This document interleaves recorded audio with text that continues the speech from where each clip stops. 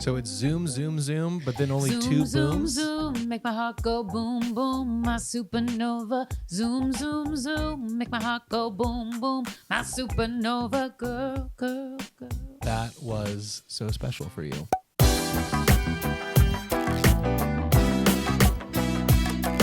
Hello and welcome to Hardly Working, the show about life, love, and labor, hosted by the couple that works, plays, and stays together.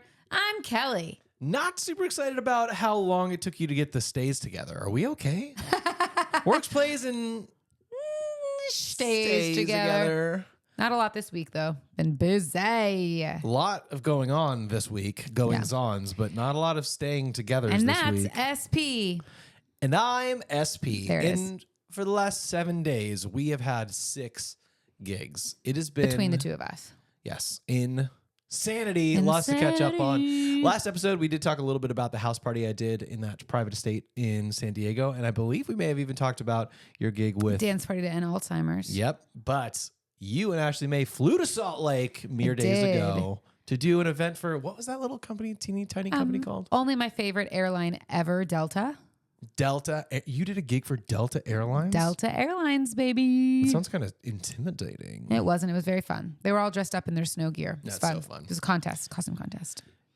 But yeah, we had a great time. You know, for all the times I've been to Salt Lake, which is A lot. a lot, this was my first time to Park City and my first time in the snow in Salt Lake. It was Gorgina. Gorgeous. What is that? It was What gorgeous. is Gorgina? Is that a thing I should know but don't? No.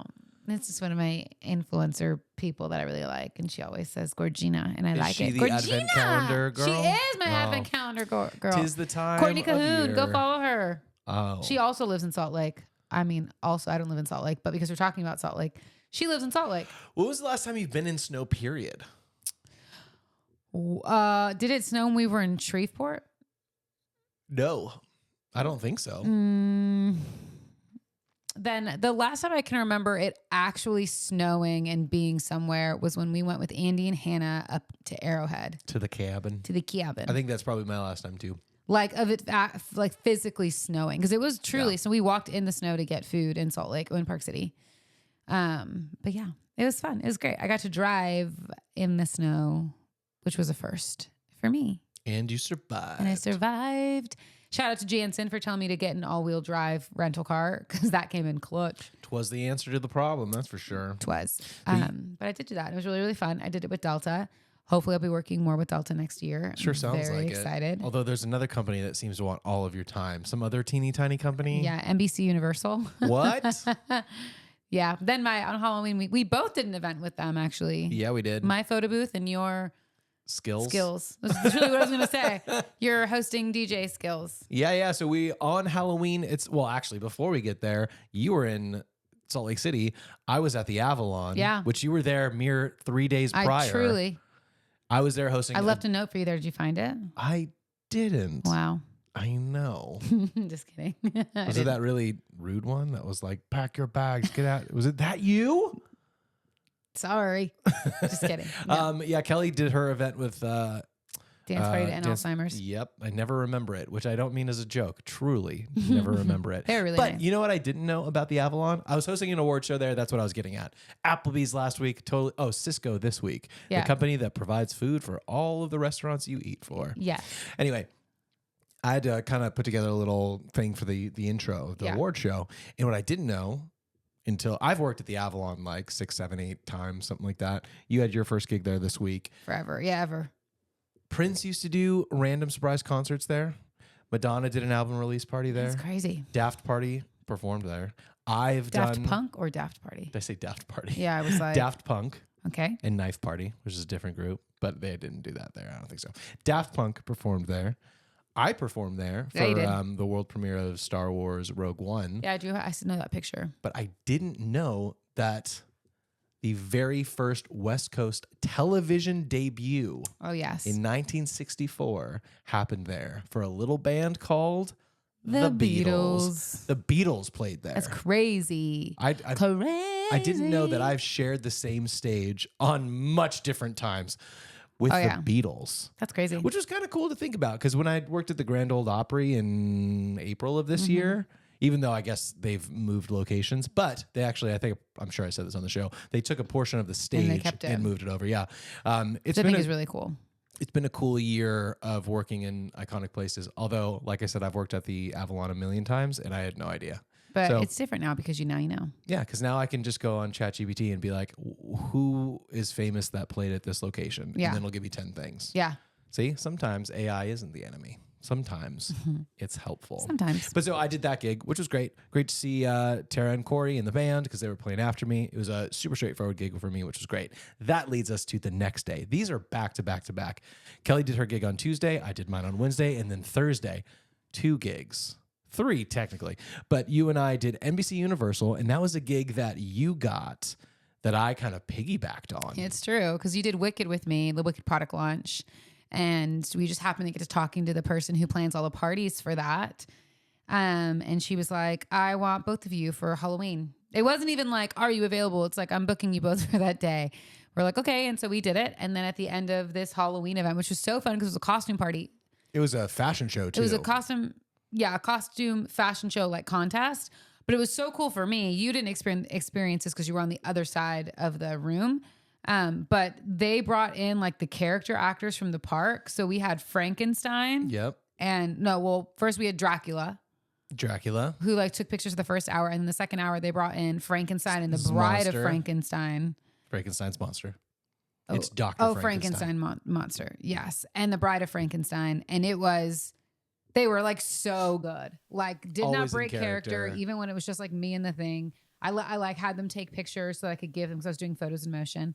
I had them take pictures and I remember showing them and the bride of Frankenstein was like, ah! Like she was like screaming and going, ah! Or like trying to figure out how to give me a thumbs up when I gave her a thumbs up. I was like, dang, like they're just like in character. I know. It's crazy. It's cool. I always admire people who can not break character like that. I'm the opposite. Yeah. But it was really fun. It was really cool. And the pictures looked amazing. And everyone, like, some people went like full out. There was like someone who came as like a Chucky doll, but like in the Chucky doll box, like how you buy them in the store, like truly in a box walking around. Someone came as Lord Farquaad, which was like so great. Yeah. By the way, if you want to see any of these photos, just check out Kellie's Instagram. Oh yeah, at for her company booth, at BMBL booth on Instagram, and you can see most of, if not all of these photos. I posted quite a few pictures of that, but none photos of me. None. I posted a photo of you on my actual Instagram. Ew. No one looks at our personal accounts. I just post us a lot, so I try not to post us on Bumble Booth. Because then I want people to know that it's bigger than you and me. Because it is. But sometimes I get caught in just like posting you and I. I get it. Anywho. But that was really fun. I don't think maybe you did. And I was just so lost in the memory of it. But did you say that because of that gig? Oh, I haven't gotten that far yet. Yeah. But then at the end of that gig, they were like, okay, November 20th, you're both here again. And so I am loving working with NBCU. I'm just already nervous for when they're like, this was great. This date right now is the next one. And we're like, oh no, I'm sorry. It hasn't happened yet. I know. I'm already worried about it. We'll figure it out. That is the mental headspace of independent contractors, though, is so excited for the next gig, worried to lose gigs. Yeah. And as long as I'm around and not physically out of town, I can make it happen. Yeah. I'm more worried about me, truly, because I tend to be on the road more than your business is on the road. Yep. So we shall see. We shall see. We shall see. But that was awesome. Then we had another private Halloween party to do that night. That was just you, but I did it with you. Amy and Jonathan were there, and that was really fun to see them. So cool. So really grateful for them. Back-to-back days of seeing her, which has been so fun for me. Back to back to back to back. You saw her Tuesday, Wednesday, Thursday, Friday, and Saturday. Yeah. It's been a busy week, though. Yeah. Speaking of sending some love their way to Ashley May and Jonathan, we just came from Ashley May's mom's funeral, which obviously was a hard and sad thing to be at. I think, like I said, sending all our love their way. It's always hard to lose your mom or any parent or any loved one in your life, for sure. For me, it always reminds me to check my perspective and appreciate what I have. I'm very grateful to you, Mom, who's listening or reading this, I'm sure. I love you. I'm grateful that we still get to hang out and have fun. And for everything you've done for me. I'm grateful for you, Kel, for all the things that you are to me as my partner. And I'm grateful for Brooklyn. There's so much stuff that I'm grateful for. But I have a philosophy of giving people their flowers before they die, because once they're gone, you don't get a chance to do it. So I tend to be very affectionate and lovey and say those things. Just sweet. But yeah, it was, it's weird to say, like, I think all four of us, you and I, Ashley, May, and Jonathan, we're all happy that we got there and that it's over. It's weird to be like, we're happy it's over, but no, it's been a long finish line to get to. Yeah. And I know she's feeling, I can imagine, I think we've talked about it too, but feeling relieved in ways that we've hit this finish line and that she can start the process of moving forward, not forgetting, but moving on and not having to live in the fear of like, am I going to get the phone call that my mom that is a really hard part of losing somebody. Yeah. So it's I think you put your life kind of on hold because you're like, I could get the call at any moment that I need to drop everything and go. So yeah, that's an anxiety provoking journey to be on. But anyway, I was trying to convince Kellie to talk about some of this stuff on a Hardly Working Through It. Cause I was like, I wonder if I can plan my own funeral. Like, what would I do? Because that was a really cool thing. One of the last things I'll say about it is Jonathan and Ashley May, because they knew that Ashley May's mom was going to pass while she was still lucid in there, they recorded, I don't know how long it was ultimately, but they cut it down to about 15 minutes of her telling the story of her life. Yeah, which was cool. Her, life with Ashley May and obviously before when she was growing up and all that stuff. And even the pastor who did the service was like, it's the first time I've ever seen that. Yeah. Never gotten to do that. Which is so cool that like you got to see that and that they got to do that. I've never met Ashley May's mom, so it was nice to kind of get a feel for who she was based off this 14, 15, however long it was, minute video to be like, oh, okay. Like I see some of Ashley May's mannerisms or like I get why she says things the way she does, or I understand what she's saying when she's telling me about her mom. Like it was kind of cool. Yeah. To be able to see that. But yeah, if you're thinking about it, shoot some video, y'all, of your grandparents and parents, and you'll be glad you have it. I would like to apologize now to you, Kellie, for the amount of footage you'll have to sort through of this podcast. I know, it's like so much. I'm only going to do the embarrassing things. Sorry. Which is a lot to go through still. And mine's just going to be burps for me. Oh my gosh. I'm already ready for it. How'd she die? Burped herself to death. But before we move on to, I mean, you said something about your mom and dad, or your mom. And I just want to say that I love my mom and dad. They're so great. And we did have I had a scare this week. Yeah, you did. That I didn't need to be. We didn't know though. Tell the people what But happened. if I can give any advice to anybody out there, be careful with how you share information with people. Oh no, yes. Because the way that you share it and the tone in your voice really can determine how that person responds and reacts. So on that same night that you were working at the Avalon and I literally had landed at Burbank Airport from Salt Lake and was coming home. Yep.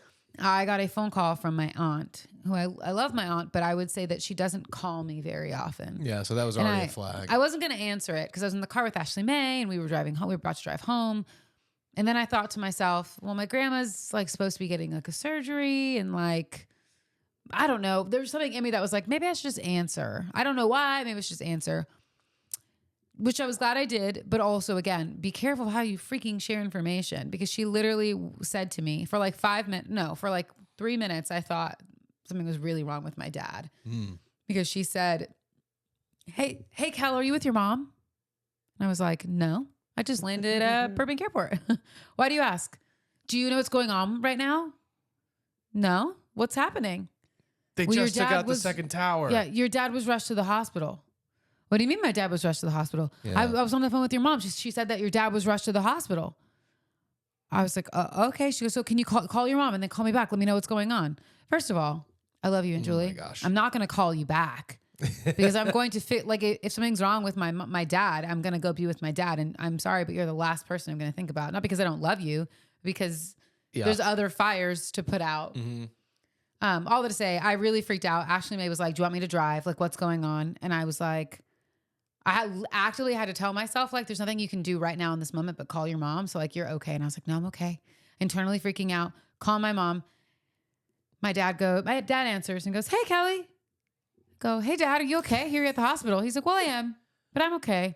But all of that luckily my dad's okay. He had some he felt some pressure on his chest and felt a little bit sick and clammy. He went to the doctor only to find out that he's totally okay. EKGs are normal. Everything. Sorry, Dad, for all this information. Is this HIPAA rules? Am I breaking HIPAA laws? You're not a doctor. There's no HIPAA rules but for you. But all to say, he's totally okay. Just had some bad food poisoning that I think was putting some pressure on his chest. Thank God that's all that it was. But I was like, We need to be better at how we share information with people, because this nonsense, it's happened multiple times in my life too. There is a specific tone that you have. Like my mom has called to tell me twice in my life that somebody I know has died. And every time I have known that this is the call. Like the way that you pick up the first word she says. Hey, you, what are you up to right now? Hey, what are you doing right now? Down? Yeah. And I'm like, gosh, there's just a certain tone that happens. I'm like, yeah, we got to figure it out. Yeah. Okay. We got to figure it out as a society. How to break bad news. How to break bad news better. You know who would be good at teaching a course on that is the person who broke that same news very well to me, which was you. Kellie was like, I'm sure I probably don't need to bother him with this because literally he's about to walk on stage. Yeah, I knew you were about to walk on stage, but I also was internally kind of having a tough time. When you've had to text or tell me something that I was like, not right now. Yes. I can't have that information right now and do what I need to go do. Can I say this before you say what you're going to say? For me, when I was about to call you though, because I like tied it up in a nice little bow for everyone right now. I was like, he's totally fine. But my process was like, I landed at the airport. I'm getting this information, something's wrong with my dad. I called my dad. He said, I'm okay, but they took my blood. They're running more tests. And I'm like, okay, like, do I need to come to the hospital? Like, what needs to happen? Your mom's going to come back. Give a call back in a few seconds. Okay. Drive home to your mom's house, your mom. Unload stuff, load stuff into Ashley Mae's car. And I'm like, know that I'm going home to an empty house. Without me there. Because you're working. And I still, at this point, do not know if my dad is going to be staying in the hospital for the night or if he's going to go home. Yeah. Or like what they need. Do they need external chargers? Do they need food? I love that's where you and I always go. Do they need company? Like, what do they need? Yeah. They need clothes? Well, they need hugs? What do they need? So that's where I was at. And then I drive away from your mom's house and I call you. No, you didn't. You texted me. Oh, I did? Yeah. I said, what did I say? You were like, hey, would you remind me when you're going on stage or something like that? I did ask. It was still out of character enough for me to go, I have about 10 minutes before I go on stage. I should probably just give her a call. I think I asked if I could CC you or call you. Hey, maybe. I said, hey, I think I tried to phrase it of like, hey, how long do you have before you go on stage? Can I call? Yeah. You also, when I did call, you were like, hi, I'm okay. Everyone's okay. Everyone's great. Don't worry. And then told me the information. Yeah, because what's most important in that moment is that you know that nothing is wrong. Like everything's okay. I'm okay. Everyone's okay. But also there is something happening right now. Yeah, I'm almost found it too. Go ahead. But yeah, but it was important. It was important that you knew. But here was a weird thing for me is that I, like I said, still didn't know what was going on. And so I was like, there is a possibility that I'm going to the hospital right now, like to sit with my mom and my dad to like just give them company. Yeah. And I thought to myself, I know that he's done truly in like an hour because he's only on stage for a very short amount of time. Then he's coming home. And so it was more of like, it's giving you the heads up that something's wrong, but also giving you the heads up that there's a possibility you may be coming to meet me somewhere else. Yeah. Well, here's what you said. Do you have a second to chat? When do you start? But we had also been texting a couple hours ago, so it wasn't out of the ordinary. But I was like, something is going on. Yeah, because I normally wouldn't do that. I would just text you. Yeah. Thankfully, the gig was straightforward enough that I was like, even if, I don't know, actually, I guess I didn't really consider, like, if something was really wrong, I don't know that I could go and do the gig. For the record, I wouldn't tell you something that was really wrong. Bar, like, well. I think you would. It just depends. This gig in particular, I knew was a short gig, so I knew you would come and meet me quite quickly if there was anything wrong. Which, by the way, there's never such thing as a short gig. So it's shocking that this one was. Yeah, because they're never short. It did cross my mind though that if so, like after my aunt called me, there was obviously before I talked to my mom and my dad and realized like, oh, it's my aunt made it sound like he was dying, to which he's not. Thank goodness. Right. And in lieu, I was with Ashley Mae too. So in lieu of like what's happening in her life, I think it was kind of, I was like, oh my goodness. But it did cross my mind for a minute that I truly was like, I might be calling Tara to be like, hey, really? I can't, because my thought process went, if something was like, if one of our parents had a heart attack or was being rushed to the hospital or something like that, I was like, my brain truly went, he still has to perform. Yeah. But his boss is in this situation is Tara. And so the person I'm going to call is Tara to be like, hey, I'm not going to tell Pat this because SP this because he's about to go on stage, but also someone needs to know that this is where I'm going and what I'm doing. And he needs to know this. But I also, my brain goes, either she's going to tell you once the gig is over, or she's going to make the call and say, no, he's going to come to you. And we have like, Corey's going to be here, or Randy's going to do this, or I'm someone else. Do you know what I mean? Like my brain goes, I'm not going to put the stress on you as you're about to go on stage and do this thing. I'm going to put the stress on her, who then can make the call of like what happens next. Yes. Let me say this. I'm sure Tara would have handled that well. That was what my brain did. Yeah. She would have handled it well. She's great in tense situations. At the same time, I don't think you would have needed to do that, because then she would have been carrying this burden what would you have me do if you're about to walk on a stage to perform and something crazy happens? Because I don't actually know the answer. It just depends. Like it was literally 10 or 15 minutes before I went on stage. Yeah, but this when you texted me. In that case, I would hope that you would just wait. Oh yeah.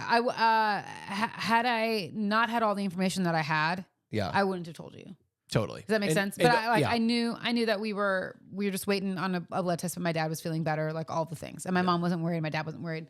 So I was like, truly like, there's nothing happening right now in this moment. If there's anything coming back, it's like a bigger issue or whatever. Case by case. Yeah. Yes. But let's say someone has a heart attack and is rushed to the hospital. I mean, that's probably something I'd need to know. That was something that, like, if I was local. For sure. If I was out of the state, there's nothing you can do. I'm not going to call you until you're done. Yeah, but if I'm local, I'm going to go and be there. This might be the last moments we have with a person. Am I calling you, or am I calling T? You're calling me. But if you have a question and T's with me, you can call her. But I'm just saying, this is so sad. And we need to change topics. I know, but I just need you to know this is so much information for everyone, but it is something I think about quite often because of what we do. Like when I worked at Chick-fil-A, it didn't matter. Like if you called me, the worst that happens is I leave and someone fills my spot. Like, you know what I mean? It's not that big of a deal. Yeah. But in the situation like this, where we are the ones who kind of hold the cards of what we're doing, especially you, if you're hosting. Well, yeah, that's the really hard part. Do you know what I mean? It's like, what do you do? Tara, if someone was in the hospital and it was like they got a heart attack and like it looked bad, she's going to tell you to go. Well, the tricky part is, and then we can move off of it. Sorry. Tricky part is I'm kind of the only one in our circles, minus like Corey and Tara and that kind of stuff. They're all in the same boat here. But like for you and I can think of over the last few years, people we've worked with, been on gigs with, have lost a parent, have lost a child. At the gig? During the gigs. Oh. And they've been able to go. Because most of what's done is behind the scenes and you can find somebody. Mm-hmm. If you have to pull me off the stage mid-gig, that's a lot more difficult to figure out who's going to do the upfront stuff. So I think it's just... Yeah, I think it's case by case. But obviously, everyone that we've worked with in the past, if something happened big like that, they're going to be like, we'll figure it out. True. Because at the end of the day, there's no event more important than a person's life. What a beautiful way to say that. And most people see that. I agree. And I think that is a wonderful transition. And we're so glad that your dad is fine. I know, thank God. So love you, glad Dad. you're happy and healthy. Truly. Really so hoping that the side effects go away. You get your strength back. You stop. God, what was it? Every time he sneezes, he gets a new kidney stone. It's like brutal. But we really want to make sure that... That's not true. That's hysterical, though. I heard different. So we really hope that the sneezing and stuff gets better. And that mom doesn't get it. Yes, because mom can't have kidney stones. Have you ever had a kidney stone? That's a lot. Probably top 5 biggest fears for me. So you've never had one? I hear it's like giving birth. I might have one as we speak. For a guy. I don't want to. I just need you to know. Yeah, I've heard that. And that's part of why it's so terrifying. And listen, I have had many friends who have had kidney stones. Oh, you have? I worked with someone. My boss had a lot of kidney stones. He seemed miserable. I guess he's our boss too. Our production friend on the road used to get kidney stones all the time. I forgot about that. Oh, that's for Craig Afford. I don't think he'd care if we talked about it. Craig would get kidney stones all the time. It's a normal thing. I think he said because of how much Diet Coke he would drink. I don't drink Diet Coke, so am I safe? I remember when my buddy Corey, I don't think he said kidney stones, but I remember he said he was doing a gig once and then he got this terrible pain and it was like his kidneys because he would pound Red Bulls all the time. And then he stopped doing that and it got better. We met someone who works for Red Bull. We did Sorry, a couple of days ago. I have not had a kidney stone yet, and I hope I never do. I am worried that I do enjoy drinking soda. I know it's not cool to like soda anymore, apparently. No one's supposed to like soda, but I haven't had any adult beverages, any alcohol in almost 3 months. Proud of you. Sodas are pretty fun. They're pretty Pretty great. fun. And I'm just worried that that's going to send me to the hospital. Give me 1 second. You hear that ice? I was like, what do you want people to hear? I don't know. Also, Shake, shake, shake. the best soda is Dr. Pepper. It just is. You know what? This isn't unpopular opinions. Cherry vanilla Coke, please. It's garbage. Is garbage. Actually, root beer is my favorite. Well, maybe we'll get into that. And I had what they told me was a local root beer in Salt Lake, but I'm pretty sure it said Jackson Hole. Wyoming? Well, maybe there's more than one Jackson Hole, but that's what I did. I was like, this ain't local. Well, I don't know anything about Jackson or his hole. And I don't need to. Local or foreign, it's not for me. No. Little question for you to transition before we get into stories. Just get those gears turning because we're only like love you, mom and dad. Halfway through the entire podcast. Yeah, I'm ready. But I'm not going to ask it. My other co-host, that's not you, is going to ask the question. Co-host. You ready to hear it? Yeah. Here we go. You can only pick 2. 1, never have to cook again. 2, have perfect skin forever. 3, read any book instantly. 4, always wake up feeling refreshed. 5, never have to wait in line again. What would you choose? You can only pick 2. What are you picking? Never have to cook ever again. Yeah. Which I'm going to say means like, not that you have a cook. You just got food that is hot and ready for you at every meal. Okay. 2, have perfect skin forever. Okay. 3, read any book instantly. Uh-huh. I'm glad that 2 of my options I'm already don't care about. Yeah. Yeah. The first one, though, is pretty nice. Number 4, always wake up feeling refreshed. Okay. That is tempting. Or 5, never have to wait in line again. I already know. You already know? Yeah. Okay, give me just one of them. Have perfect skin. I knew you were going to pick perfect Forever. skin. Is it not just because of perfect skin, or is it because you wouldn't have to do the things to keep your skin as beautiful, vibrant, and youthful as it is now? Good man. Thank you. I just don't like getting pimples or like having scars or sunspots. I don't think I have any sunspots. I just don't particularly like that. I have big pores, so I'd like to get rid of my big pores in my face and just have like smooth skin, you know? Yeah. So that's your number 1. Well, it's one of my 2. One of your 2. Okay, let me pick one. I actually don't really care about having perfect skin forever. I know. Play this at my funeral after I die of melanoma, skin cancer. But I don't know. It's just not a high priority for me. That's okay. Read any book instantly was tempting because, I'd listen to so many audiobooks and I think it would be helpful to have all of the information from books at my brain's fingertips all the time, but I don't really care about it. I know that I would definitely stick with number 1, never have to cook again. And then I'm between the rest. But as I explained it when we were doing it originally, if you could just have hot, fresh, and I'm going to presume good food that you want. Yeah. Not just like PB&Js your whole life. Yeah. That's got to be top of the list for me. Yeah. See, never have to cook again is not one of mine. I enjoy the process. Yeah. I enjoy the process of cooking. There's something about it that's calming for me. I love creating food in the kitchen and thinking about what like spices and stuff will go together or what vegetables will go with. Yeah. Whatever. Like it's fun for me. Supposable, you could still do that. But you just don't have to. But I like it. Okay, so it's not on your list. So What's it's your number not 2? one. Hold on. Read any book instantly. Again, I'm all about the process here. You're the journey girl. Yeah, and if you read it instantly, then you don't get to go for the roller coaster of emotions in your books. It's true. So not that one. I feel like I wake up refreshed most mornings anyway. So truly, it's never have to wait in line again. Think about how many rides at Disneyland you could get on. Other than Disneyland, first of all, miraculous, great. But so what does this afford you? Convince me, because I'm between always wake up feeling refreshed. And that might be good for which you. Which honestly is really good for me, especially because... Listen, go ahead. Well, like I'll fly into Orlando, have a 6 a.m. call time, which is 3 a.m. LA time, which means I get up at 2 in the morning LA time, then have to perform at essentially 4 in the morning. in my brain. Like, it's hard. Sure. Listen, I think that's a good option for you. For me, never having to wait in line again is great. Listen, never have to wait in line at Disneyland. Can get in all the rides. TSA, who cares? You're going to be the top of the list every single time. Need to check in for your flight or check your bags? Guess what? You're number one. You don't have to wait in line. But you're not talking about digital lines, are you? You're just like the line at the airport. The line at the airport. You're never going to. You're not like, every time I check in for my flight, I'm number one. No, because I pick a seat. Okay. We're not flying Southwest. I mean, in this fictional story, but eventually they're going to have seats too.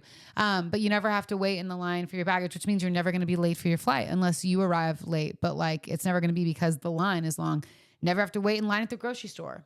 Never have to wait in line when you're going to order food. Honestly, anywhere. You're just number one. And then if we can take it even farther, is it considered waiting in line if you're waiting in a stoplight or a stop sign? Take it further. I don't know. Do I get to just like bypass all the traffic because I'm not waiting in a line anymore? Yes, you do. So I think that is the best option. You convinced me. At any sporting event you go to, any concert you go to, anything like that, never waiting in a line because you're number one, baby. And you'll have perfect skin. And I'll have perfect skin. You believe that? So it'll be like, oh my gosh, she always gets through it and her skin looks gorgeous. And she always wakes up refreshed. I just do that naturally. Wow. Naturally. Good times. Well, you already have beautiful skin. And I'll say this too about the waking up refreshed. That's why I didn't choose that one is because most days I do feel like I wake up pretty refreshed. And the days that I don't, it allows me to herkle-durkle. And I think herkle-durkling is an important part of life. Giving yourself the permission. It's a very privileged part of life. Giving yourself the permission to slow down and just take time for you. Well. So what's your second? Oh, my second one Mr. Never Cook. Is now, I enjoy cooking too. I know, but that was just the one you picked. It's still wake up refreshed because my wife gets to the head of every line. Yeah, I was going to say that. Maybe she'll bring me. Except for TSA. Have fun. But you know the best way to wake up refreshed? I can't do it. You can't or won't? I don't know how to do it. You don't? That? She's doing a hand gesture too. I can't do it. You can't make the sound or the hand movement? The sound. What? I don't want to try. We'll try this off air so people don't have to listen to that for 5 minutes. The best way to wake up refreshed is to sleep in. Or to go to bed early. To sleep in on the right side of the clock, which means going to bed early. Because sleeping in could just be going to bed earlier. How clever. But if you're going to sleep in on the right side of the clock and go to bed early, you're going to need a comfort show.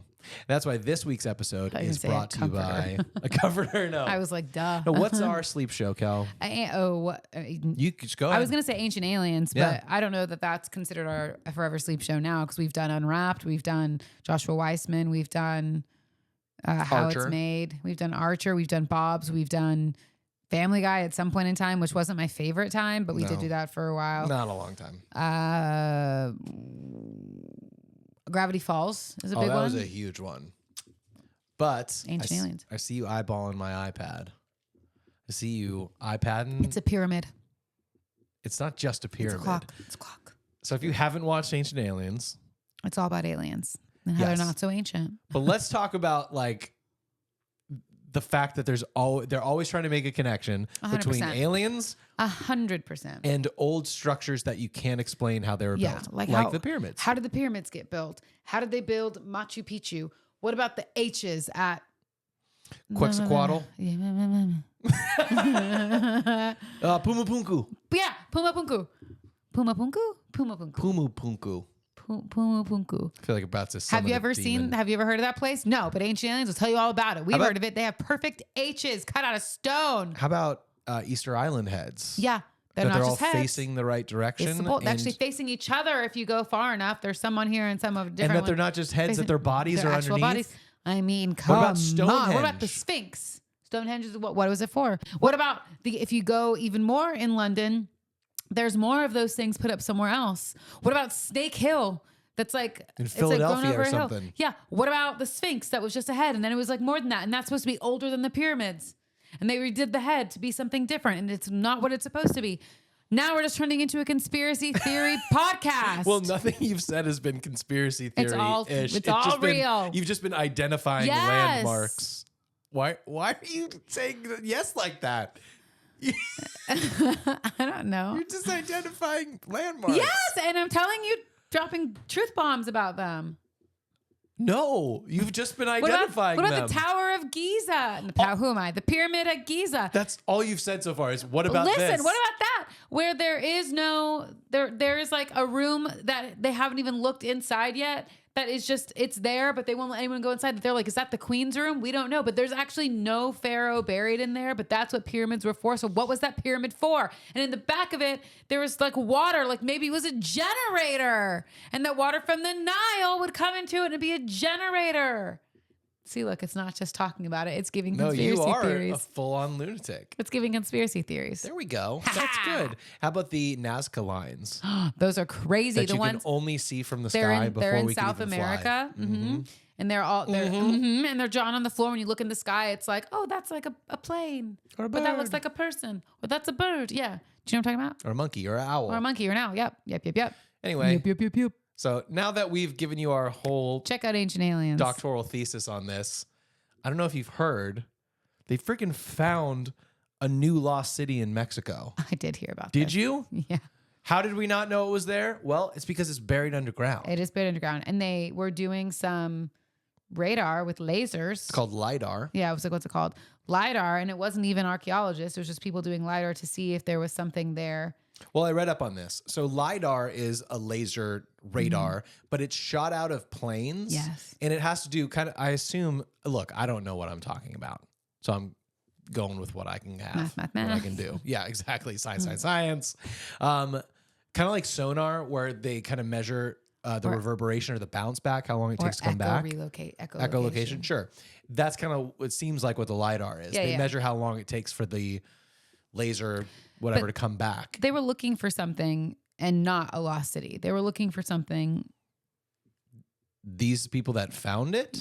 No, the people that were using the LiDAR were looking for something, but they weren't looking for like that. It was read by an undergrad student. There was something, someone had looked there before and used LiDAR there before and didn't find the gigantic ancient city. It's huge. Let me give you some highlights. So we mentioned it a second ago, a huge Maya, which I guess maybe I've been saying it wrong. I would have said Mayan city. It is a Mayan city. Well, it says, according to the BBC, okay, it's they're Mayan, British. but that's okay. They say a huge Maya city has been discovered centuries after it disappeared under jungle canopy in Mexico. Yep. They found pyramids, sports fields, Yeesh. causeways connecting districts and amphitheaters. Yep. It's insane. In fact, they said that they discovered 6,700 buildings. Yeah.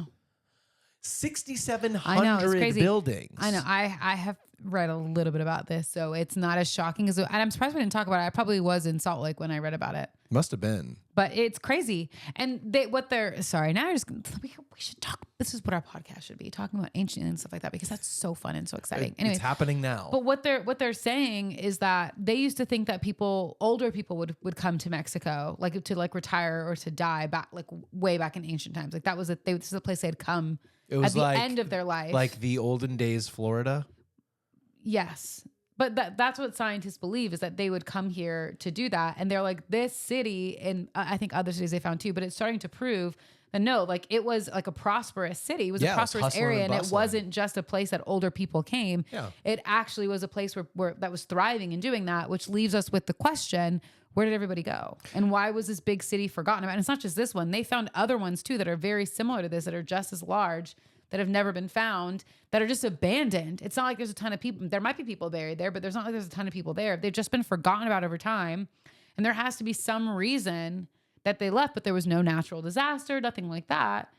And so if you watch Ancient Aliens, they'll tell you it's because the aliens came and took them away. But that's not. They took all of them away? That's what they said. There was 30 to 50,000 people in the city. I know. I'm just saying. That's like, a big spaceship. I know. I'm just saying, but that's like what Ancient Aliens says. I will There's say another this. city they found a couple of years ago. This is the same thing. Yeah, anyways. I remember that too. So it's they think it dates back to like 750 or 800 AD. Mm-hmm. So old city, like I mentioned, 30 to 50 million or thousand people. It's crazy. In the article, there's not much, but it does say that they think that essentially climate change is what happened. Oh, that makes sense. They like either a drought, signs of a drought was coming, or there was so much drought in the area that they abandoned the city because they couldn't there anymore. Yep. Isn't that crazy though? I'm like, figure out a new system. But still, this was over I know. 1,200 years ago. I can't wait for them to dig it up. There was no electricity. Yeah. There was pseudo running water in the sense that, Yeah. yes, there had been irrigation developed, but not like you can turn on a faucet. Yeah. Yeah. I have two separate thoughts that are competing. But what I'll say, Give them to me. what's crazy about this is that it truly was like an undergrad student that found this, that just happened to know how to read the LiDAR. Because like I said, the people who were doing it weren't looking for a civilization. They were looking for something else. So maybe looking at like patterns of the terrain or something. Like they weren't looking for that. But this person happened to be pulling old LiDARs and was able to read it to be like, oh my God, like there's a city there. Like that's what's there. It's possible that they did their own LiDAR as well. They may have gone back and done it after that, but I think they saw it, which I thought was crazy too. But as someone who's walked through like an abandoned old Roman city. And Mexican. You've been to Tulum. Oh, I've been to Tulum too. But I think about specifically in Israel, walking in like an old forgotten, a couple of them, but an old city where we walked through like the bathhouses and stuff like that. And it was like crazy to like walk through and be like, wow, like this is where they would like go and bathe and like be. And this is like where they would sell all their stuff. Or in another one, this is where they had their chariot races and they'd run like, it's kind of crazy. It'd be exciting to see if they could dig that up and actually preserve some of the lost city that they Which found. would be amazing. Because I do think that kind of stuff is like so cool. Like being to the Coliseum too. Like it's so cool to see that old stuff. Especially because the Mayans, among other cultures, historically were screwed over by the Crusades. Like so much of their literature and stuff was just burned. Literally for the burned. sake That would be of Aztecs the Crusades. too, but yeah. And look, maybe I'm wrong about it, but to have a Mayan or Maya civilization that's still there to be like, to get, it is so fun for me because it's new.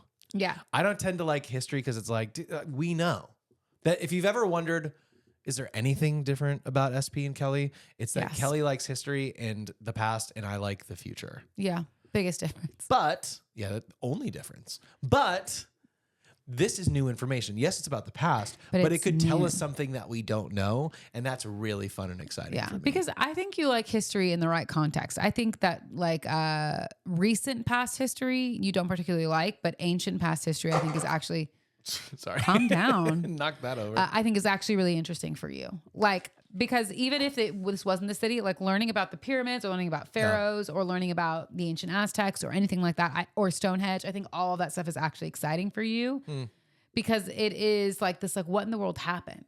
Like what happened to, like why was Stonehenge built? I like the what mystery. Happened? I don't like we know what happened, so memorize it. You're not like, let's talk about World War II and World War I. You're like, no, or the Civil War. You're like, no, but like, let's go back and learn about like, what about what we would refer to as, or I guess you should say the indigenous people here in the United, like what about them and what did they have and do they had stuff? I wish that we had structures that they had built, had been a civilization that was like the Mayans or the Aztecs that had built cool pyramids and stuff like that. Cause I don't think that we have any of that Native stuff. Americans? The indigenous tribes here in the United States. Truly, please know that I'm always trying to say the right things, but it changes so frequently. I know. Indigenous. We can say indigenous people. I think they might be First Nation now. Well, maybe, but indigenous. But are you talking about they don't have structures? Yeah, I don't feel like we have very many structures of like pyramids and like cities and stuff like that because we've just, if we had it, we built over it because we're terrible. I mean, can I use the word teepee now, or is it like structure? What?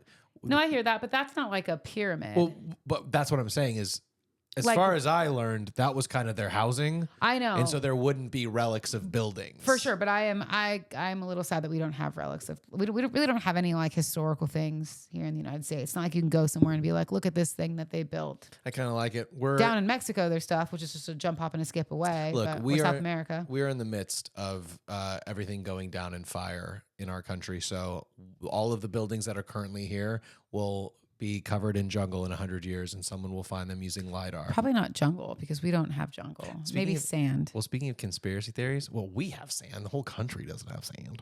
But they don't have jungle. Speaking of conspiracy theories, I'm sure I've said this on the show. There is a theory that there was a civilization of human beings, or whatever the equivalent was, that was just as technologically advanced, but in different ways. Yeah. That essentially got wiped out. Yeah. And when I hear stories like this one that we read, where it's like, how could there be over the course of, like I said, maybe 1,200 years, enough jungle and foliage and dirt and debris and change that an entire city with 67,000 buildings could be covered? Could you imagine leaving LA being like, oh, we're running out of water, so we're just going to leave our home. We're going to leave everything behind. No one's going to live here anymore because California, the earthquake is coming, and California is not going to be connected to the rest of the United States anymore. I have thought of it because it's a possibility. Hopefully it won't happen. The San Andreas fault. That's whose fault it'll be. Yeah. San Andreas's fault. That's funny. Anyway, conspiracy theory over. Perfect. Over. But I'll tell you what's not over. Oh. I had a story, but okay. Oh, did you have a story? Yeah, it's okay. No, I'll use your story. You were talking about, it's a quick one. You're talking about conspiracy theories. It's not a conspiracy theory, but did you hear that in Dublin? Ireland? Thousands of people lined up for a Halloween parade that never happened and never existed. Oh, no. Because it's a really quick story. Because there's a website called My Spirit Halloween, which I don't know if it's connected to Spirit Halloween, the store. I have no idea. But they put out events all like in the United States, in Mexico, and in Europe of like, these are like the Halloween events or the events that were going. They were putting out Halloween events, but they were utilizing AI to do it. And so AI got it wrong. And so thousands of people showed up to like one of the main streets in Dublin to come, like Dublin Center, to come and like watch this parade that never happened. And there were no barricades, no police. They just happened to line up on the sides of the streets, which I was like, that's pretty organized. Yeah. But no parade. It would be awesome if they They waited for hours. I would have been like, hey, everyone in costume, let's do it. I know. We're parading ourselves. But the streets were still happening. That's crazy. Isn't that crazy? The cars and everything were driving? Yeah. Of course, because there's no parade there. Yeah, there's no parade there. Why would they? Was closed. Isn't that crazy? That is so sad for them. Yeah, it's a really quick story, but I was like, wow. Well, AI. Big fail. Yeah. Speaking of AI stories that I've been ignoring for the last 2 weeks that are like that, there's been a story floating around for about 2 weeks about how hospitals are using AI for some of their charting or note taking or things like that. Is it working? It hasn't been. Well, maybe they shouldn't use it. Yeah, look, we are not at the place I think where AI should be making significant decisions. Not yet. But yeah, that's not good. So that's why I never talked about it. But since you mentioned that's okay. I just thought it was funny. Ireland thing, it's all right. They were probably all out there hammered, having a good Halloween, which I feel like I can say as a half-blooded Irishman myself. I can't do it. I can't Don't do it even either. think. Don't even. It's top of the morning to you. It's the bottom of the ninth to me. Dodgers. Hey, Dodgers. Won the World Series. Ayo. That's about as much time as we'll give the Dodgers. But my last story. Yeesh. And I got one more. You have another one? Uh-huh. Do it. No, go. We'll go back and forth. I want to end on my big story. Okay. I'm just kidding. I don't. We can end on your big story. No, it's not really a big story. Okay. Here's the deal. This made me laugh because it's a big part of my life, big part of Brooklyn's life. It used to be a big part of your life, not as much anymore. Okay. Words are hard. I'm confused. Gen Alpha, ever heard of them? Skibbity. Do you know Gen Alpha's date range? Brooklyn. 2010 till now was Gen Alpha. So the oldest Not Brooklyn. Gen Alpha, oh yeah, of course yes, it is, yes, is 14 at the oldest. Dang. I believe that's right. Anyway, Gen Alpha keeps tripping and falling over their own Crocs. So schools are banning the shoes over safety concerns. Really? Yes. I like my Crocs. I still wear my white Crocs. Yeah, I mean, I only have one pair. You've only ever had one pair? Yeah, the one we Dang. bought for Hawaii. Dang, I've had a few. They're great. I know because I pro bought Crocs. you red ones that made you look like you were wearing. It's because I have clown giant shoes. feet. I And know, it's but hard to find good. We bought the colors red in that ones because you size. weren't sure that you were going to like them, and then you did, and then I got you nice black ones. So like, Yeah, we got rid of the red ones now. I think. yeah, but good. Yeah. They worked for Hawaii, but then I was like, ooh. So let me give you the highlights of this story. Okay. Because really what I want to ask is, were there ridiculous rules in your school growing up? Oh. So that's where I'm going. Okay. But essentially, Gen Alpha and Gen Z, I didn't realize this. I thought it was maybe just us because we have a 9-year-old, but they are hugely popular with Gen Z and Gen Alpha Yes, Crocs. I do know In fact, that. they were within the top 10 shoes, according to a survey of U.S. teens. That they Really? like. The top 10. And some of these kids are shoe people. I know that's crazy. Well, You know, it's they 'cause got their Jordans, their Nikes, their, I guess that's technically the same thing.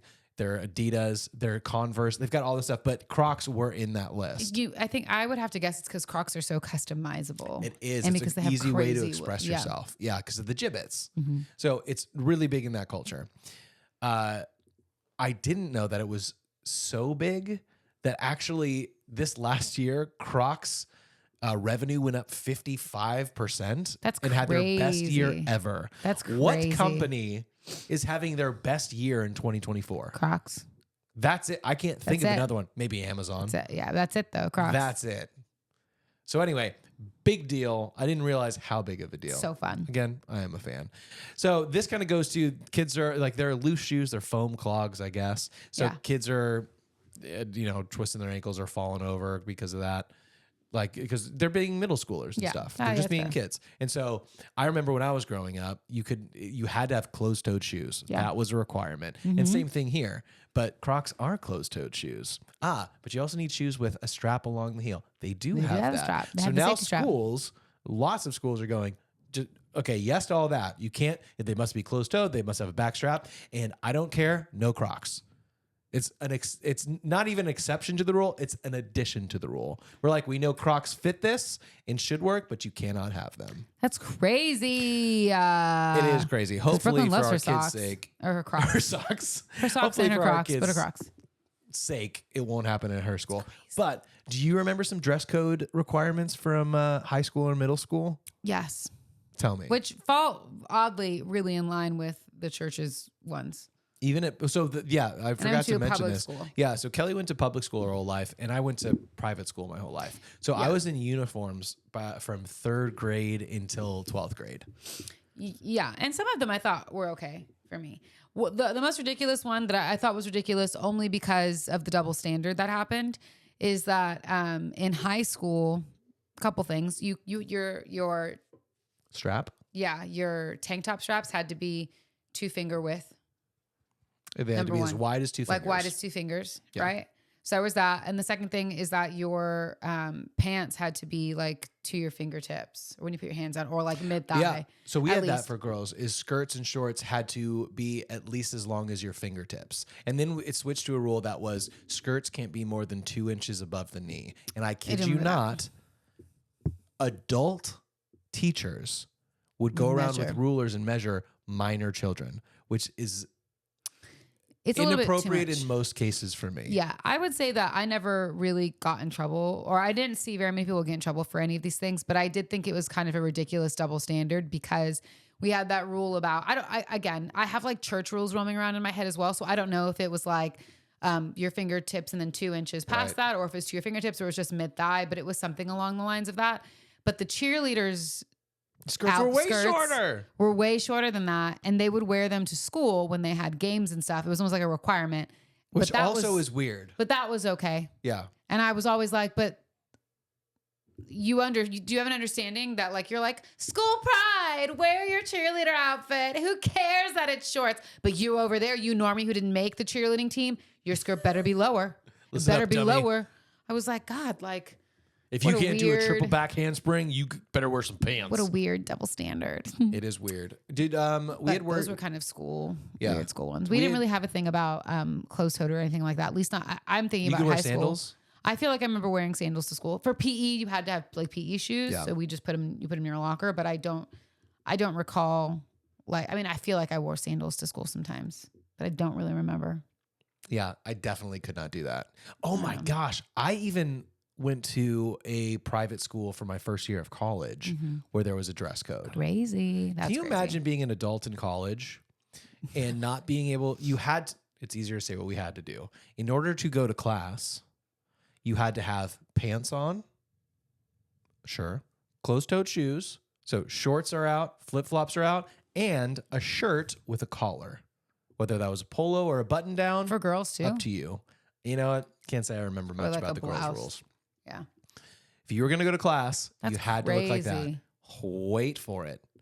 If you were going to go to the cafeteria, the same rules applied. Really? Yes. So if you just finished hitting the gym and you needed to get some dinner, you better go home and shower and put a collared shirt on, or you can't get food from the cafeteria. That sucks. You went to Yeah. a crappy school for a year. I sure did. It's called Oral Roberts University, and I don't recommend it. Don't go.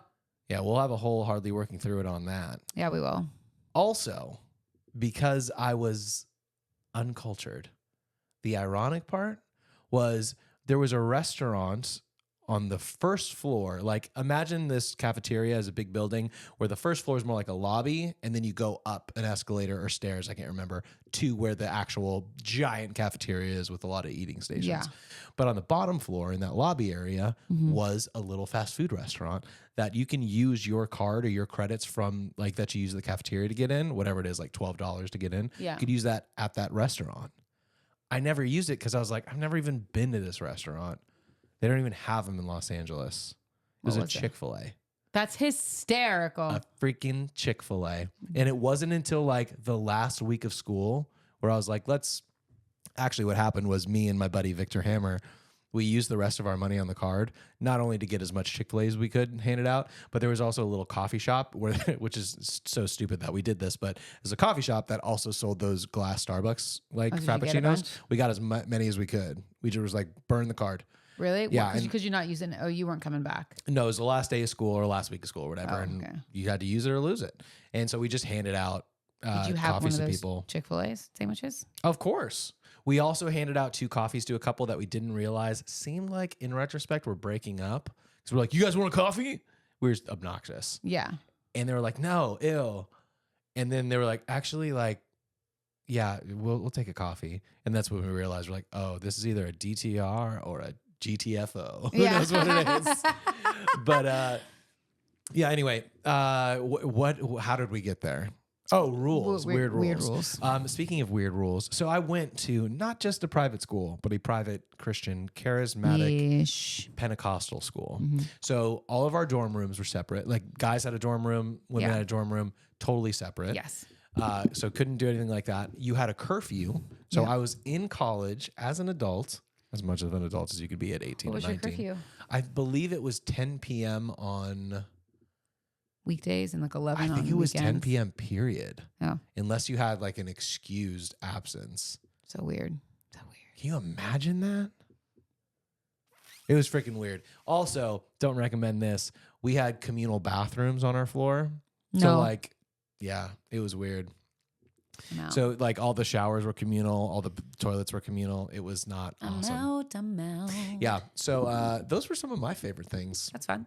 Also, you weren't allowed to ride skateboards on that campus, which was a huge sprawling college campus. And if you wanted to go to the gym, you just have to start your workout with like a 1.5 mile walk. Why over couldn't there. you have any skateboards? Don't know, but we against learned. Jesus? It is. It's a very anti-skateboard. I'm sure it's a safety thing, but we found out when we rode our longboards that we brought from California to Oklahoma. We were riding Did they break to the them? gym. Yeah, they snapped them in half. I'm just kidding. They said, "We're calling your mom." No, what did they say though? What really They said you can't do it. They pulled us over, quote unquote, in a little golf cart, and they're like, "You can't ride those." Like, oh, sorry, we didn't I was know. like, "Okay, very cool, and that was it. I don't know. Lame. Anyway, yeah, we didn't have very many rules, just the ones I told you. we had some rules at church camps too. Like guys can't have their shirts off unless they were in the water. Yeah, that's pretty normal. Did you have that too? Not that I was ever one to take my shirt off usually, Oh, if you were a girl, you can only wear one piece, or or a you shirt, could wear, yeah, right? you could always wear a 2-piece with a shirt over it. Any other weird camp rules like that for girls?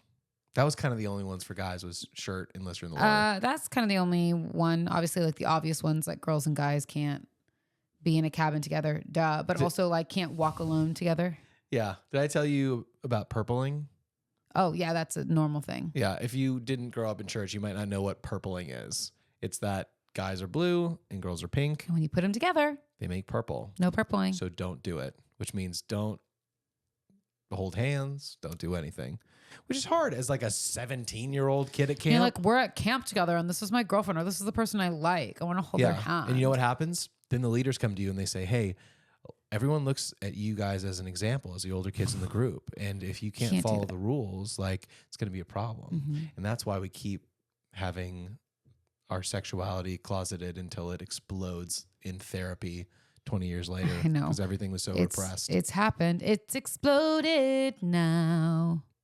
As in, we have to talk about it, and it's hard to talk about because it's uncomfortable. Good times. Thanks, church. I was just leaving you there. I was like, what's she going to say? Thanks, October 2nd or whatever. I was going to say therapy. November, whatever. But I didn't say therapy. Oh my gosh, we didn't do that happen today yet. I know. Do you have it? Of course. Well, I have another story. Yeah, you tell me your story, please. I mean, we don't have to do it. It's kind of boring. I would love for What you would to you do do? that. This For a is the story. Klondike bar? Yep. Okay, hit me with it. I'm realizing I say that a lot now, and I'm a little self-conscious about it. Hit me with it. Yeah. With How about your best shot? Okay, go ahead. Woman, a Heard of her. woman Whoa, man. considering annulment 1 week after wedding due to husband's behavior. 1 week? Yep. So let's talk about it. What would you do? I'm going to give If you the I stuff. married you and a week later, No, I'm ready. I'm reading it to you. A woman who's only been married for 1 week is already considering calling the relationship quits. She posted on Reddit the following information. okay. She's 25 years old, and she recounted a series of events involving the groom and his family at the couple's wedding that left her feeling deeply embarrassed. Now the bride says she's being told to get over it. What should she? She's asking Reddit readers for help. Never a good sign. So what would you do? Okay. First things first. Okay. The story begins at the rehearsal dinner. Oh. Okay. Oh yeah, I forgot this all happened in the course of a week. Yeah. Okay. Yeah. So Rehearsal but dinner. we're 1 week since they got married. Yeah. So like rehearsal dinner. Explaining that her parents own a venue. They own a venue, and the rehearsal dinner. Let's just say the rehearsal dinner is normally paid by the groom's parents because the bride's parents pay for the wedding. The groom's parent, like normal, and so I'm assuming that they agreed to those terms. Sure. Okay, so her parents own the venue, and they said, "Yeah, sure, you guys can come and use this venue for free. That's fine. Let's do that." But everything else, like all you. Well, the husband's family. They blame it on a communication breakdown, but they began to take the flowers that were in their parents' like venue in the house that they paid for, taking them out of where they were to use them for like the venue, the rehearsal dinner. Okay. And when the bride's parents said, "Hey, like those are actually our flowers, like you can't do that," or if Because you do, we paid for them? Is that the idea? I think it was meant for other parts of their venue that they it. have. So like if you're going to take them, you have to pay for them because we have to replace them. The groom's parents did not like that. And throughout the entire rehearsal dinner, were complaining about it out loud to people. Yeah. And like giving the bride and her family a hard time. Okay, And it was quick- a $400 charge. Quick notes here. That is annoying and obnoxious, but not worth ending a marriage. No, over. I know. So that's that- my take for this part. Yep. They were making comments to her about not knowing they had to pay for the flowers, clearly with an earshot of her parents. She felt really embarrassed that they were bringing it up in the middle of dinner, creating unnecessary tension and made her feel uncomfortable, right? So that's number one. Number two, on the day of her wedding, she had asked that all... Sorry, I'm going ahead of myself. No worries. Day of the wedding, husband's parents and family have disregarded the like photographer's like list, like schedule, Yeah. and started requesting more pictures with their family, with their side of the family. And so they took like a half hour to take more pictures, which was then cut into the time of sure. the bride and her bridesmaids Is this pictures. the same family that was Same family. taking the flowers? Yes. Okay, so they So now are an they've entitled taken family. flowers. They're now taking extra time. Okay. That's cut into the bride's time. Yeah, so this is the groom side. The groom side. Great. I'm tracking. Third thing is that the bride and the groom had agreed that all what are they called? Toasts would be made at the rehearsal dinner Okay, and sorry. not at the I wedding. understand. Uh-huh. And then 15 minutes before the ceremony, she was told that the groom's 15-year-old sister would be giving a speech and that his best man would also be making a speech at the wedding. Wow. So something they agreed upon, he disregarded. He said, whose sister is it? the groom's. This is a lot of information. Yeah. The groom. And then the groom said, "Oh, I tried to tell her otherwise, but like she's really pushing for it." To which later she found out that the groom lied. He didn't say that he's the one. It was his idea all along. Whoa.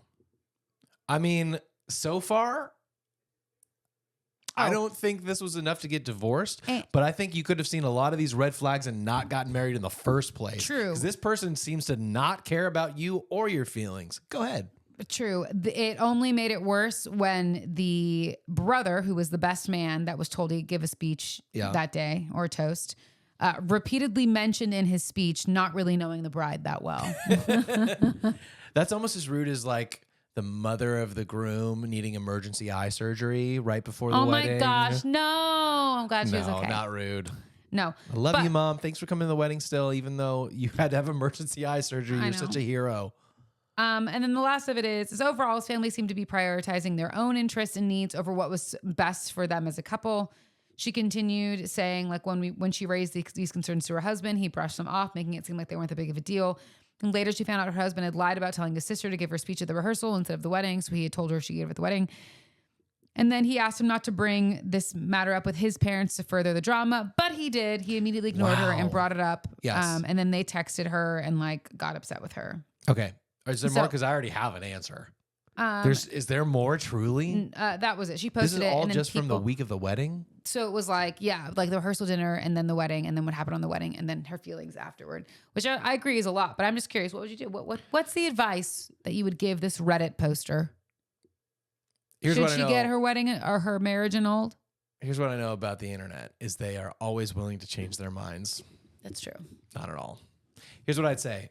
No. Sometimes they do. You do not get divorced. You should not get divorced. It is so out of the realm of possibility to get divorced. You need to get annulled because this shouldn't have happened. That's what she's asking for, an annulment. Oh, really? That's what she's saying. Should I get my marriage annulled? Yes. Yes. I was Look, like, you made a huge mistake marrying this person that clearly you're already seeing who this person is. Yes. I don't know how it took so long. I don't know. But if you are 1 week in going, oh, wow, I made a mistake, there's no reason to even get divorced. Like, you can annul this. You realized a week too late that you made a huge mistake. Yeah. Clearly, not only do you not get along with this person because they don't think of you or care about your needs, but you don't get along with their family which is like for the same reason. worst. For the same reason. Yep.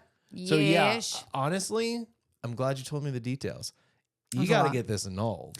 Yeah, I agree with you for the record. It's interesting. So what I should say to you is that most Reddit readers of this post are telling her, no, get over it. Don't get annulled. Like, that's so dumb to make the choice. Or same thing you said, you should have noticed this beforehand. You're already in it. While I agree, but I'm not in the you're already in it lifestyle. No, what I agree with is the like you should have seen this before. But what I disagree with those Reddit commenters is like, no, get it annulled, because if this is bugging you now, wait till you have a kid and they do whatever they want, because they're not going to listen to you or respect your wishes or or see your needs or what you desire for your family. Or you drop your kid off at your husband's parents to be babysat, and then all the rules that you have for your kid. Yeah. Maybe even like, don't feed him these foods because he has a peanut allergy. Yeah. They just don't even listen to. Yeah. And your husband is not going to listen to you and respect you because he already isn't doing that. So because like, he's not going to. He's that person's son, not your husband. Yeah, exactly. Yeah. And he's not going to listen or stand up for you. And so I would say get it annulled. That's just me. I hope you did. It's probably more than a week now. So hopefully you went forward and got your annulment. And if not, I wish you the best of luck.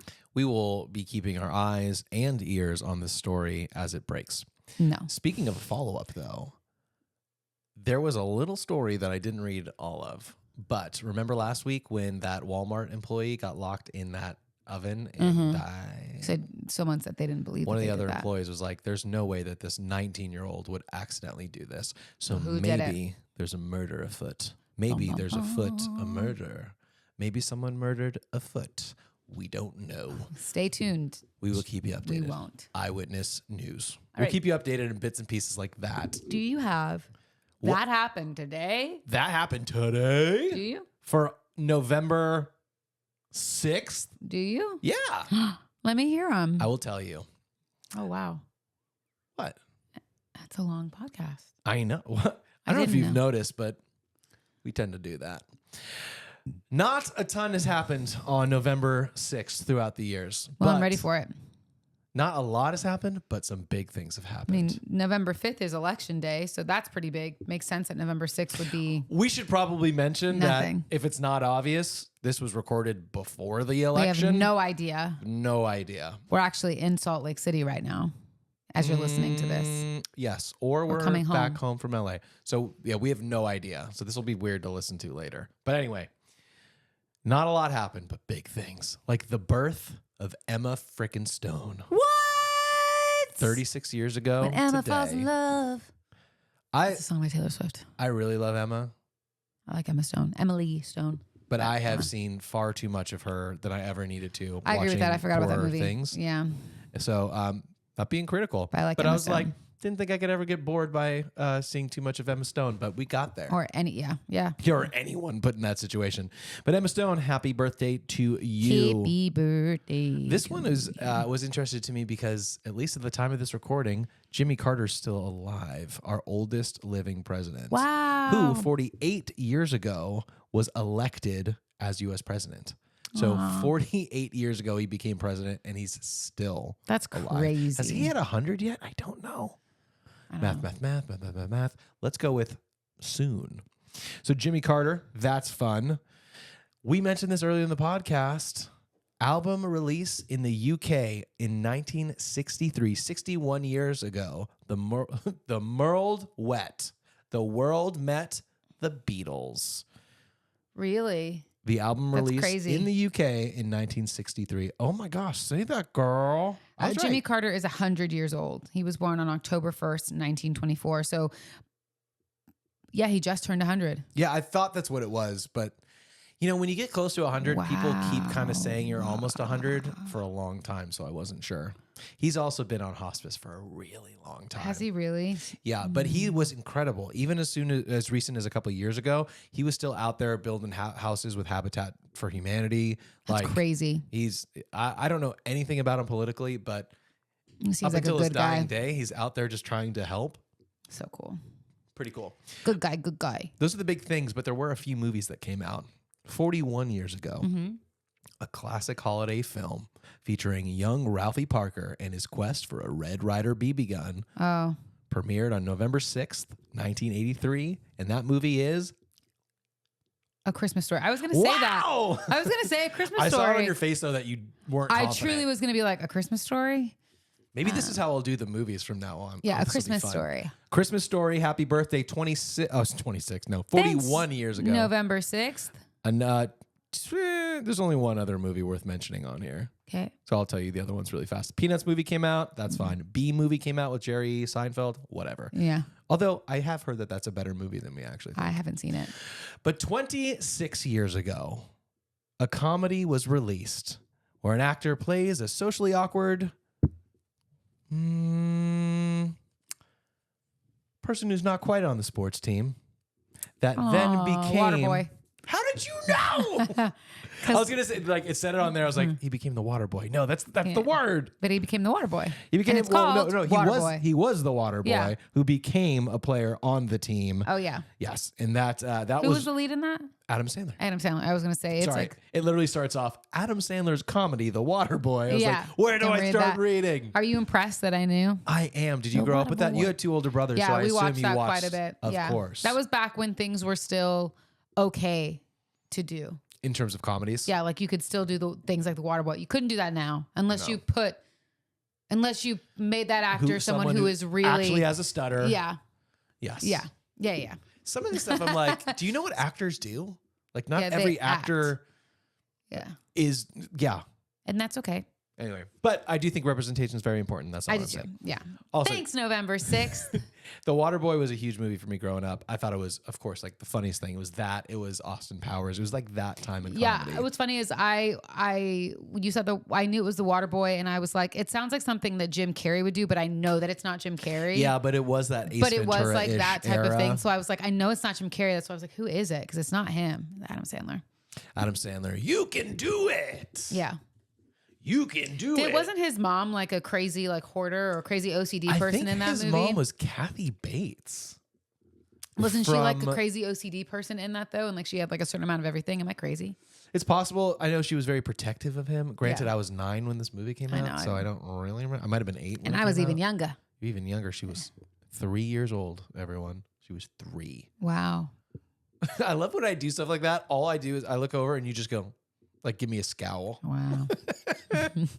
No, she was Wow. 13. I was how old? Who knows? Did you say 13? Yeah, who knows? Math. Math. I was Who even alive. knows? But The Waterboy, that was a good one. The only other one that was on the list that I didn't mention, I'll do Yeah. it now just for closure, Thanks, is November Love 6th. the Coopers 9 years ago. What's that? I don't know. Diane Keaton, John Goodman, and Olivia Wilde. Well, we like John Goodman. Sounds like a party. Olivia Wilde. They're all good. They're all I good. really like John Goodman. He's great. I can't name an Olivia Wilde movie, though. But not because she's not great. I know people love her. She was in like a Wild West type of movie. She's also Olivia Wilde West? Isn't that who she is? Was she in the Wild Wild West? No. With Will Smith? Will Smith? No. Wicked, wicked, wicked wild, wild west. Jim West, desperado, rough rider. No, you don't want nada. None of this. Six gun of this. Brother run of this. Buffalo soldier. she was Look, in, it's like I told you. she was- Any damsel that's in distress, be out of that dress when she meets Jim West. Sorry, go ahead. She directed Darling. What's it called? Something Darling. Florence Pugh. Don't you worry, darling. Don't worry, darling. Yeah, that was her. She's Oh. also in Tron, because this is her. Wasn't that a notoriously She was in House. stressful set to deal with? Yeah, I didn't say it was a good environment. I She didn't was hear in good things. House. Yes, I think that was her breakthrough. Was House. Yes. And then she was in Year One. She was in Tron. She was in Cowboys and Aliens. I told you, I was like, I knew that there was a thing. Yeah, Cowboys. Ralph never Garman saw that, also but in Cowboy. Yeah, Ralph Garman also in Cowboys and Aliens. I think Seth MacFarlane made that movie with Daniel Craig and others, and the rest. And the rest. Yep. And then she did all the other things. Well, let me ask you, Kelster, love of my life. Yeah, baby. You want to unpop some pins, or do you want to wrap it up? I want to unpop some pins, but like rapid fire. Let's go. Let's go. Let's go. It's my favorite All part of right. the whole podcast, everybody. Is it really? Yeah. So everyone, hold on to your butts because we're going to do it. I know it's long. I don't care. It's my favorite part. It's her favorite part. Well, do you want to start off with one that's less serious and food related, or more serious and relationship related? Let's do that one. We'll work towards the fun. All right. I read the title of this one and then needed some explanation. Okay, go and I was for it. like, okay, tell me more. The 5 love languages is way overplayed to excuse lack of appreciation in relationships. Okay. For those of you that don't know the 5 love languages, it's a book mostly read in Christian cultures or societies. Churches. Churches. And the 5 love languages are. Physical touch. Oh, okay. Physical touch, You go. quality time, Gift giving. acts of service. Words of affirmation. That's all 5. That's all 5. Although I always go quality time versus quantity of time because those are different, but Yeah. not according to the 5 love languages. okay, So now let's- you know. Basically, it's that people give and receive love in certain Differently. ways in these apparently just 5 categories. Yeah. And It's more blah, blah, nuanced than that, but that's okay. yeah, I'm trying to give like the Yeah.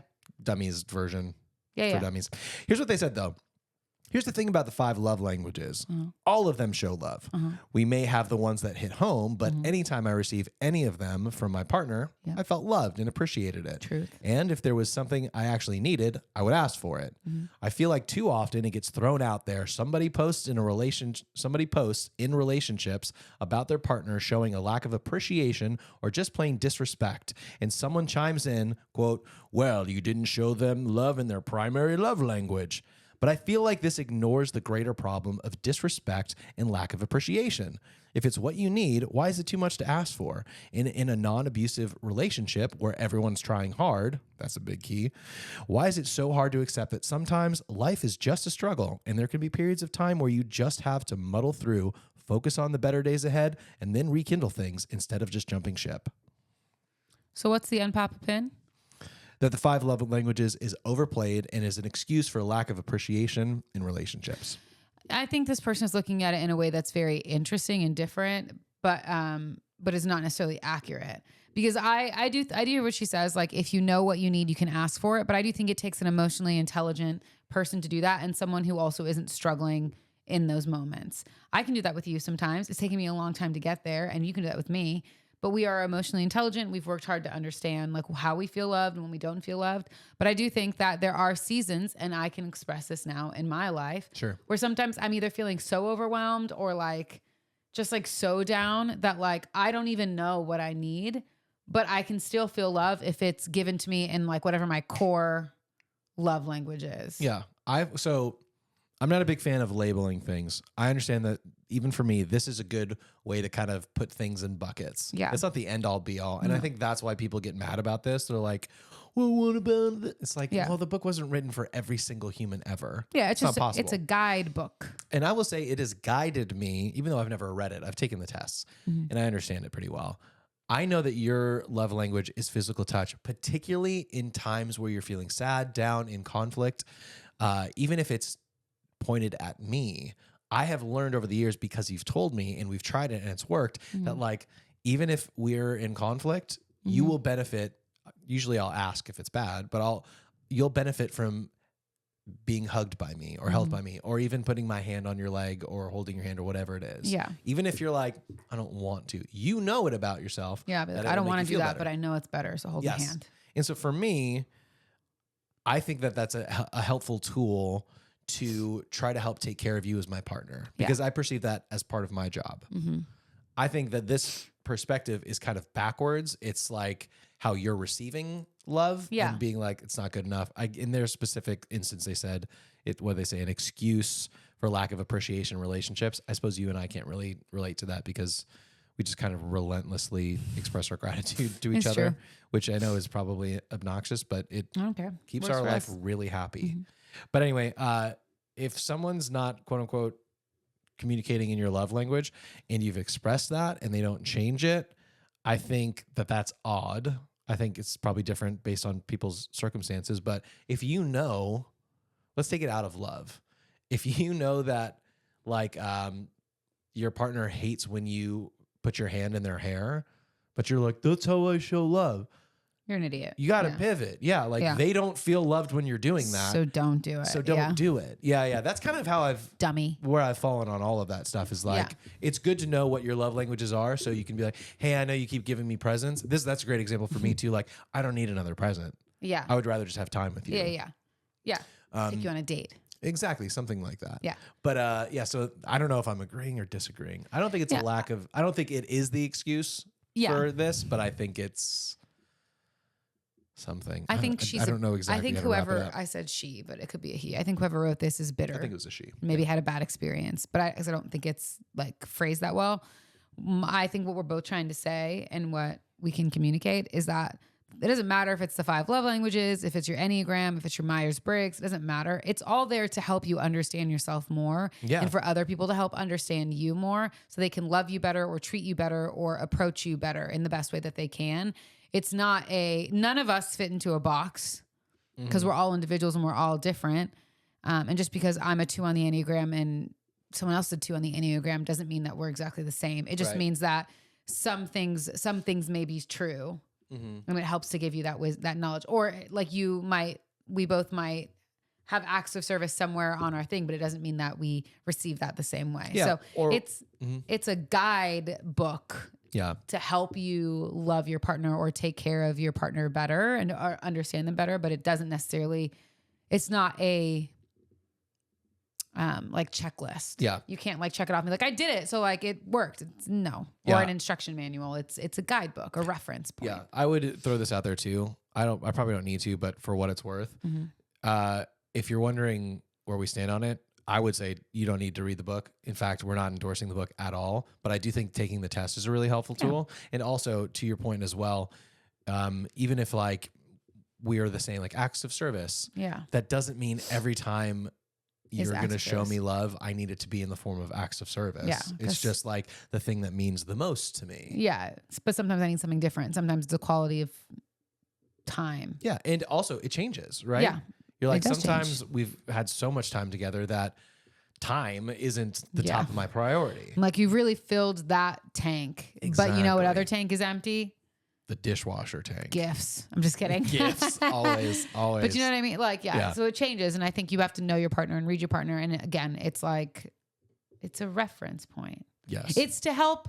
It helps you understand the different buckets that could be filled versus you like just like throwing a dart and hoping to land somewhere. It's like, oh, here are the 5 different things that this person could potentially feel loved in. Yeah. Give them all a try. Yeah. But you can't just be like, well, I did the one and it didn't work, but I'm going to keep doing the one. It's like, well, then maybe try something else out. Or I just like to use words of affirmation because that's what I'm the best at doing, even though you don't like that. And within each of those things, it's nuanced as well because you might be a words of affirmation person. That might be how you feel loved. But if I keep telling you that I love you and that you're so great, eventually you're like, okay, Yawn. like, do you know what I mean? Like, that's great. But like, I don't know, like it's about being specific. Like, but can you do the laundry? Yeah. Can you do an act of service today? But maybe saying that like, oh, like you look really handsome today and you really did a great job picking your outfit out. Or, I really appreciated when you like did the laundry the other day and you folded all the towels so I didn't have to do it. That was I was so appreciative. Or thank you for making the bed or whatever. Like you got to switch it up. You can't just be like, I bought you this Harry Potter Lego this week, and then next week, guess what? I bought you the same Harry Potter Lego. Good point. It's like, cool. It's cool that you're getting me a gift if that's why I feel loved, but you already got me this one. And I you have hear it. yourself though. But you know what I mean? If you're not taking it metaphorically, it sounds so but bad. it makes sense. Like, okay, you bought me like the Hedwig Harry Potter Lego, and then you bought me like another Hedwig Harry Potter Lego, and so now I just have 2 Hedwig Harry Potter Legos that are exactly the same. Like, that's weird, isn't it? So why wouldn't you like switch it up? Because Hedwig with everything needs a else? friend. But with everything else is what I'm saying. Because you I need know. 2 Hedwigs. Maybe what about Look, I'm like the sorry sorting I hat? bought you too many Legos. Well, no, you didn't buy me too many Legos. Just switch it up. And you have been. You're so good at buying different ones. And so is Ryan, and so is Saman. I And know. everyone's buying you Everyone's Legos. Legos. Okay, right. next. Couple more. Tell me what you think about this. It's a food one. You ready for some foods? Always. Noodles, rice, and bread are filler foods that only exist to get the actual food we want to eat to our mouths. I totally disagree with this. I think that food is a sauce mechanism just to get sauces to our mouth. But that's not what it's saying. I know. And that's the crux of my argument as to why this is wrong. I think noodles are a food, as are rice and bread. They're not just a vehicle to getting food into our body. If anything, food is a vehicle to dip into sauces to get sauce into our body. But that's what I'm saying. I'm saying, no, they're not just a vehicle. Yeah, we're same page. You said no. No, I don't think so. Okay. Yeah, because toast is a toast. We have toast. Yeah. Rice is one of those things where regular white rice, I'm never just going to eat regular white rice. It is a vehicle. But noodles. I know. Honestly, you said noodles, and I was like, Din Tai Fung spicy noodles. I'd eat those all on their own. I was just thinking of normal noodles. I was like, what noodles is getting what to my body? Soup. Butter and Parmesan? No, but they're saying that's the food? No. But I get it. They're saying like if you make pasta, it's getting like the sauce and the sausage too. Like it's to get meatballs to my mouth? Yeah. I think it's a flimsy argument. I think it's dumb. Wait, you don't even believe that? I don't believe it. I think it's wrong because I think that? they're all just eats. Except again, I probably won't eat white rice by itself, but fried rice I would. Well, I'll tell you, like 1,300 people agreed with this person. So what do we know? Dummies. Anyways, last but not least. Most importantly, a dessert question. Yes. It's the final question, Countdown. final opinion, which Yeah. makes sense that we would have it be about dessert. I'm ready. Even though this flies in the face of what I just said. I'm Dessert should be a standalone meal instead of coming after dinner. No. It doesn't make sense to follow up a 1,000-calorie dinner with another 1,000-calorie dessert. Pick one or the other, but not both. Whose stomach has room for that? Mine. Done. End it. Stamp. Seal keeps of approval. going. Go. Oh, sorry. Same with milkshakes and malts. Don't treat them like a drink you have with a burger and fries as their own. Treat them as their own separate meal in and of themselves. This person just wants an excuse to eat dessert for dinner. No, this person's saying instead of eating dinner, Eat dessert. that's it. That's a terrible idea. That's what I said. I said this person Yeah. just wants an excuse to eat dessert for dinner. But okay, yes, I hear what you're saying. But if that's the point for them, if they're like, I would like to eat this 1,000-calorie dessert for dinner, Yes. does that make any real sense? Calorically, if you're just counting calories, Yes. But it doesn't. every other way, no. I don't agree with this person, so it doesn't really matter. I'm like, no, you can have the dessert afterward. Everything in moderation, everybody. Except dessert. Unless it's tiramisu, then nom, eat it all. Speaking of tiramisu, We're getting some tomorrow, baby. we're getting some tomorrow, baby. So we are going. Date night. That's right. It's funny. I told Brooklyn the other day, I was like, do you know mommy and I still go on dates? And she went, You guys are so cute. no. That's what she said. But until you're married, you just assume that dating is when you go on dates. Yeah, and then but you we get date. married and you work. We date Just all the work. time. We are going to Din Tai Fung, followed by Italy to pick up a Yes. tiramisu. I'm Because so excited. we need some sustenance for the busy week ahead. Because we didn't get enough Salt Lake City last week. We're going You weren't back even there. this week. It was like the royal we. That's the true. Queen's we. And we're visiting our friends while we're out there, and I'm very excited about it. It's going to be cool. Getting dinner with Visiting some of our with. production family. Yeah. That's going to be fun. Got another gig for, I don't know if it's another airline technically or if Metro Aviation. maybe they make planes. I don't know, but our friends Clint and Kelly will be there, and that's pretty cool. That's cool. He's always trying to fly somewhere. Yeah, in a helicopter. So He's a big flyer. wish us luck. It'll be on election day. So That is going to be weird. That's We kind are of a doing an bummer. event that is America themed on election day. Yeah. Which is weird because all I want to do is just huddle up in my bedroom and doom watch the news. yeah, but all we'll be night. doing that from our hotel room at the end of the night. Yeah. Once like 75% of the states have reported, we'll be like, They might have "What?" it on the TVs if they have TVs there. Who actually knows? I was going to say, this is a good time to tell people to go out and vote. It's not, though, because it already you happened. already know the answer. That's true. We voted. Well, maybe if they've counted it all. Well, they probably feel pretty good about it. I don't remember how many. We don't get to watch. What's his name? He's my favorite person to watch. We don't get to watch John him. King. John King. I love watching John King during this time. Yeah. He's getting older. I don't know how long he'll do it for, but I love watching John King. So I know that this might just be for us because everyone else knows the election and they probably don't want to hear about the election. And you know what? Honestly, neither do we. Totally fair. But the last time we watched John King talk about election results was in a world before COVID happened. Is that right? No, because 2020 was the it's election. Like Joe Biden is currently our president. Yeah, but inauguration was until the 2021 on January. Yeah, because 6th. Trump was president when COVID hit. Yes. Remember? You know what? Honestly, these COVID years have been like dog years. 7 years for everyone. It feels like infinity ago. Yeah, so it's all a blur. Yeah, because 2025 is when the new president comes in. That's true, and that's math for you. Math. We're way over, so we're gonna leave you now. And you know what? No matter what the results were yesterday or today or whenever the election is, who cares? We hope that you have spent most of this week hardly working because we love you and we know that it's been a crazy, hectic season, politically and otherwise. And we hope that we got to bring you just a little bit of joy and a little bit of fun. I agree. In this podcast. And no matter what has happened or is happening, somehow the world keeps turning. It does. I don't know how, but it does. It does. So regardless, tomorrow's another day. And next week, you'll have another podcast. Something to live for. Lucky you. Something to live for. All right. I love you. Love you too, babies. And love you guys. Bye.